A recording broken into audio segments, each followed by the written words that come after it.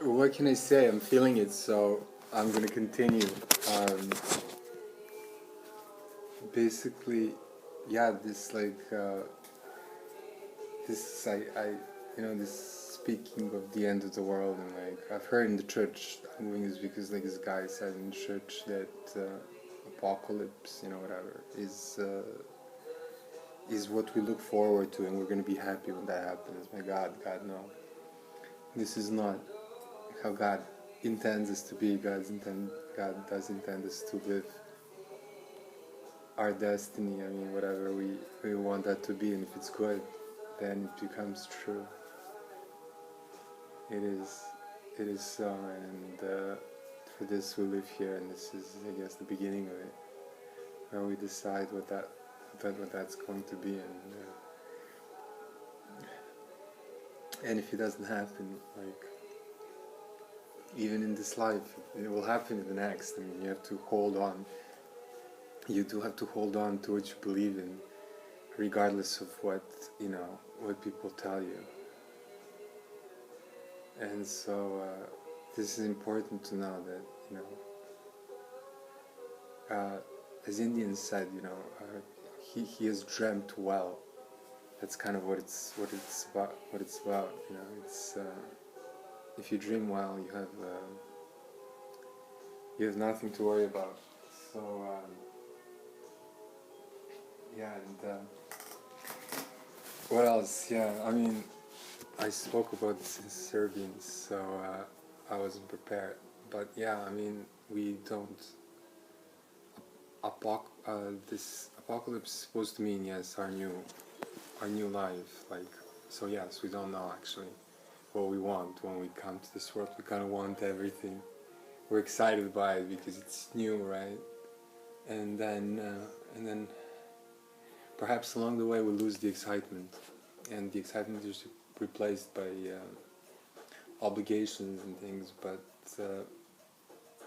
it should be always exciting. I mean, it is exciting. There's there are things that that sort of are unbelievable, and they can become believable. So as from that movie, I guess Meet Joe Black, who says, stay open.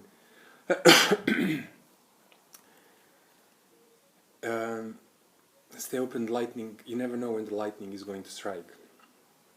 So again, this is something that I mean, and we do try, and it does seem, and that's why I think Mother Mary was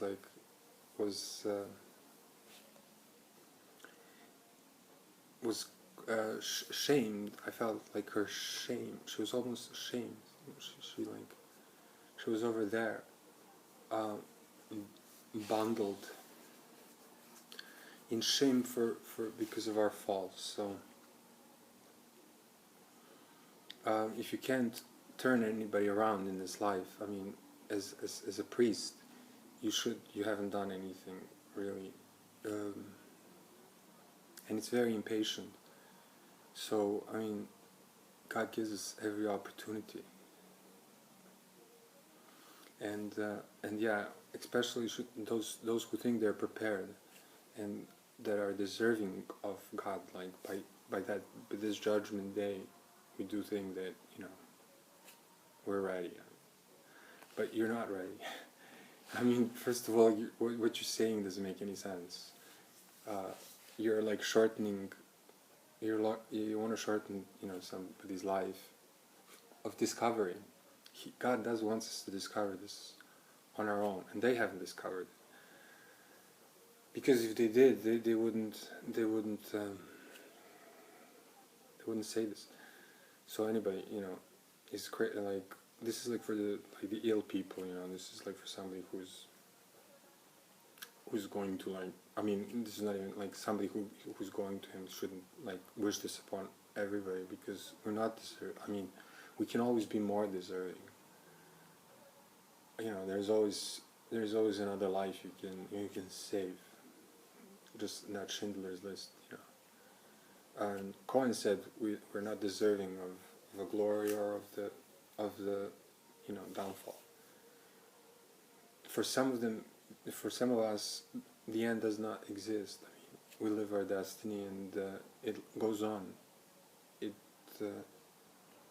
so that, like, it's done separately. It's done, so that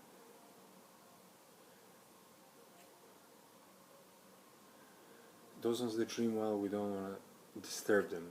That's what I said. We go to the judgment when we die, when we pass away from this life. And I would say that we need more time, not less. I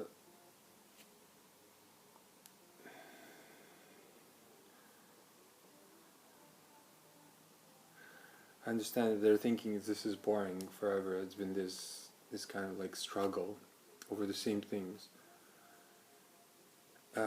But the other thing is too shocking. With this, you don't save anybody anymore. It's the end, right? There is no more for you to choose, nor to find out about God. God is hidden. I mean, we all know that. So there is a reason for that. If that was what He intended to do, then He would have done that already. And thank God that He is much more patient than people here. So, yeah. It's like making a 3-point shot, from half the field away. So for that, you do have to, like, I guess, practice the whole life.